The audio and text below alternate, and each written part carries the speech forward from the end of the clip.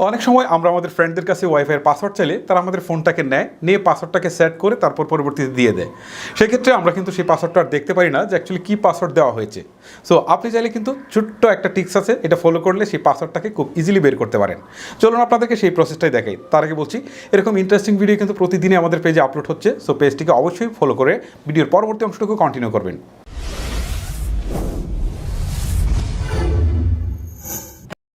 এই জন্য প্রথমে আপনাকে চলে যেতে হবে আপনার স্মার্টফোনের সেটিংসে। ওকে, আমি চলে যাচ্ছি সেটিংসে আসার পর এখান থেকে কানেকশন নামে যে অপশনটা রয়েছে এটাতে ক্লিক করলাম।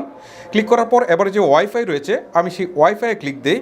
ক্লিক দেওয়ার পর যে ওয়াইফাইটা আমার কানেক্টেড রয়েছে, আমি যেটা পাসওয়ার্ড বের করতে চাচ্ছি ঠিক সেটাতে আমি এরকম প্রেস করে ধরে রাখবো। ঠিক আছে, প্রেস করে ধরে রাখলে কিন্তু একটা কিউআর কোড কিন্তু তারা দেখাবে। আর আমার এটা হচ্ছে স্যামসাংয়ের ফোন, এটা সাধারণত এই দিকে দেখেন ডান পাশে হচ্ছে সেটিংসের একটা অপশন দেখাচ্ছে, এটাতে ক্লিক করছি।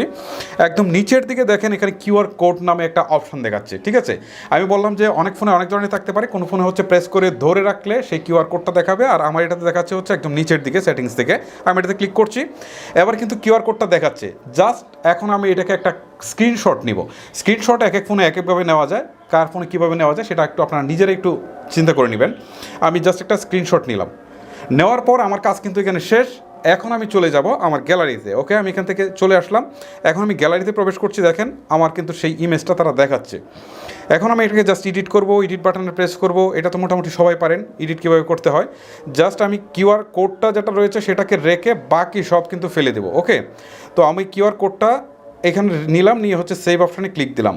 তার মানে আমার শুধু কিউআরটা রইলো, বাকি সব কিন্তু চলে গেল। ঠিক আছে, আমার কাজ এখানে শেষ। এখন আমি যাব হচ্ছে গুগল প্লে স্টোরে আসার পর এখান থেকে লিখব কিউআর কোড, তারপরে হচ্ছে কিউআর, তারপরে হচ্ছে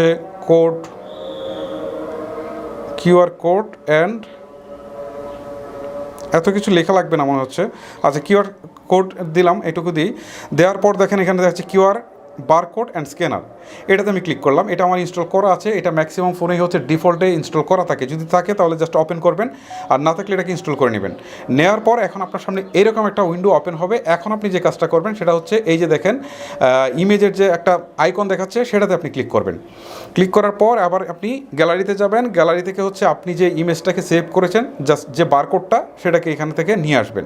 আমি ক্লিক করলাম, করার পর এবার জাদুটা দেখেন, আমার যে পাসওয়ার্ডটা সেটা কিন্তু উপরের দিকে দেখাচ্ছে। ঠিক আছে, মানে আমার এই যে কিউআর কোডের মধ্যে যে জিনিসটা ছিল সেটা হচ্ছে একটা পাসওয়ার্ড, সেই পাসওয়ার্ডটা কিন্তু উপরের দিকে খুব ইজিলি দেখাচ্ছে।